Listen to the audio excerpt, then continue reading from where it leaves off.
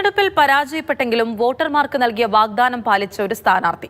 Idukki Upputhara laundry വാർഡിൽ മത്സരിച്ച ജബക്കനിയാണ് വിജയിച്ചവർക്ക് പോലും മാതൃകയാവുന്നത്.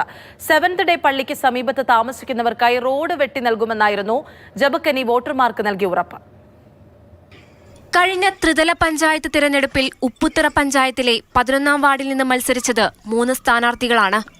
ജബക്കനി DMK സ്ഥാനാർത്ഥിയായിരുന്നു.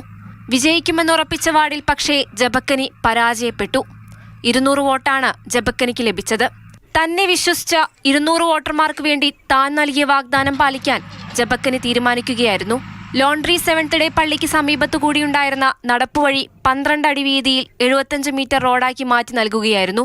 അതും സ്വന്തം ചെലവിൽ. അപ്പോൾ ആ ഭാഗത്ത് നമ്മൾ ഏത് മെമ്പർമാർ വന്നാലും ആവശ്യപ്പെട്ടാൽ ഈ റോഡ് ഒന്ന് വെട്ടിക്കൊടുക്കാനോ ഇതിൻ്റെ ഒരു സൗകര്യം ഉണ്ടാക്കാനോ ചെയ്തിട്ടില്ല.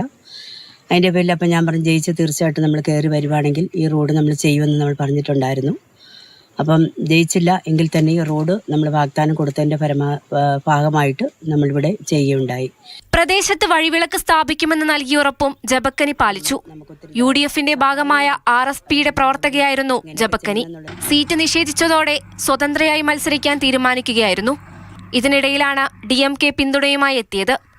കയ്യിലുള്ള ചെറിയ സമ്പാദ്യവും കുറച്ച് പണം കടം വാങ്ങിയുമാണ് തോറ്റ സ്ഥാനാർത്ഥി താൻ നൽകിയ ഉറപ്പുകൾ പാലിച്ചത്. മാതൃഭൂമി ന്യൂസ്, ഇടുക്കി.